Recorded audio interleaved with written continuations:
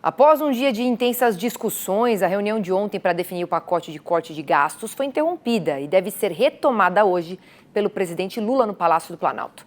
O ministro da Fazenda, Fernando Haddad, cancelou uma viagem e permanece em Brasília para conduzir o debate. Na tarde desta quinta-feira, a Fazenda negou rumores de novas medidas fiscais e o dólar fechou praticamente estável, cotado a R$ 5,67. E a semana termina sem a definição do corte de gastos, já que é um tema que envolve duas questões, né? Uma econômica e uma política. Há uma briga ideológica dentro do governo para decidir de onde virá esse corte. E agora tem que cortar, porque a nossa economia é indexada. Essa é a opinião do Miguel Daoud. A gente vai falar direto com ele. Daoud, repita o assunto de ontem e a pergunta de ontem, porque elas são muito importantes. Da onde virão estes cortes? E mais, da onde você cortaria, Daoud? Eis a questão. Bem-vindo. Obrigado, Priscila. Obrigado a todos. Boa tarde. Bom, Priscila, na vida a gente aprende o seguinte: o que é urgente e o que é importante, né? Muitas vezes o que é urgente não é importante, né? Mas, neste caso especificamente, o que está acontecendo com o Brasil que traz essa insegurança, né? Essa reação do dólar hoje, como você mostrou, se deve a informações que já circulam no mercado a respeito desse possível corte de gastos. Que, na realidade, Priscila, hoje 93% do nosso orçamento eles está indexado, né, está comprometido com a atividade econômica.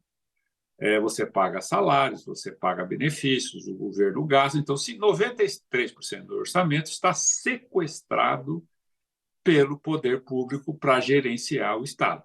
Os 7% que sobra, a metade disso, o Congresso sequestra, né, para fazer as emendas PIX. E para o governo não sobra nada para investir. Mas aonde que ele pode cortar? Se essas despesas, muitas vezes, são despesas que o governo precisa de mecanismos para fazer isso, como, por exemplo, uma proposta de emenda constitucional, que dificilmente seria aprovada no Congresso caso venham cortes mais fortes, né? Mas aqui, vamos lá, Priscila. O que o governo poderia fazer? Aí eu vou responder sua pergunta. Primeiro, você tem hoje a indexação, né, pelo salário mínimo dos benefícios sociais, que normalmente você paga mais benefício do salário mínimo, né, porque a pessoa está trabalhando, e você faz a indexação das aposentadorias por esse valor. Vamos imaginar o seguinte: vamos corrigir agora 6,5% das aposentadorias. Por quê? Porque o salário mínimo, mais o cálculo que é feito, vai subir mais ou menos isso. E aí o que acontece? A despesa ela sobe pelo elevador e a arrecadação pela escada. E você tem um descompasso. Esse descompasso acumulado ao longo do tempo gera o que está acontecendo, né? Nos últimos tempos, de 71% da relação dívida-PIB, de 71%, subiu para 79%, e vai chegar, e isso vai embora. Se não houver essa desindexação da correção dos benefícios sociais pela inflação.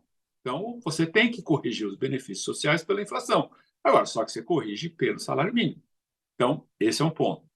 O outro ponto, verba para saúde e educação, né? São assuntos importantes. Como é que você corrige isso? Pela arrecadação. Só que a arrecadação ela tem momentos sazonais. Deveria ser corrigido pela inflação, né?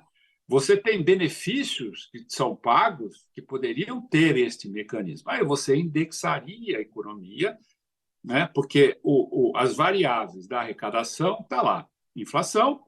Se você está corrigindo os benefícios além da inflação, evidentemente que as despesas vão subir pela escada.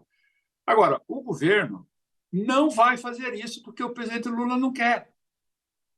Ele não quer fazer porque ele é candidato à reeleição. Mas só que tem um risco, Priscila. Qualquer outra medida que você faça são medidas que não resolvem, são medidas paliativas. E a discussão que está havendo no governo, né, com o parlamento, é exatamente essa. Não é que não se vai fazer, é que o presidente Lula não quer, porque ele acha que o Brasil vai crescer, mas, presidente, como é que o Brasil vai crescer se a indexação hoje, para cada R$ 1 em 2025 do que vai crescer dos benefícios da Previdência Social, vai se gastar 420 milhões. É um dado recente que foi divulgado. Então, é uma questão de decisão. Então, essa questão, Priscila, ela é urgente, presidente Lula, e é importante para o país, porque senão nós vamos entrar numa trajetória que está aí, o câmbio já está. Aí, impacto na carne. Ah, mas a carne subiu. Subiu por quê? Porque a nossa carne está barata para o exterior. Estamos cadastrando frigoríficos para vender carne para o exterior, porque com o real desvalorizado fica mais barato. E para nós fica mais caro.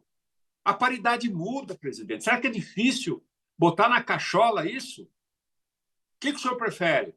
Ah, vou deixar o governo lá na frente, aí dane-se quem ficar. Não. Nós temos que administrar esse país para os brasileiros. E a gente sabe que 90% dos brasileiros, vocês já estão cansados de ouvir isso de mim, estão na rede de proteção social, estão com educação deficiente, com saúde também deficiente. Nós não temos habitação, nós não temos infraestrutura. E vamos insistir nisso por quê? Por quê, presidente? Essa é a ideia da esquerda? Olha o que aconteceu nos Estados Unidos.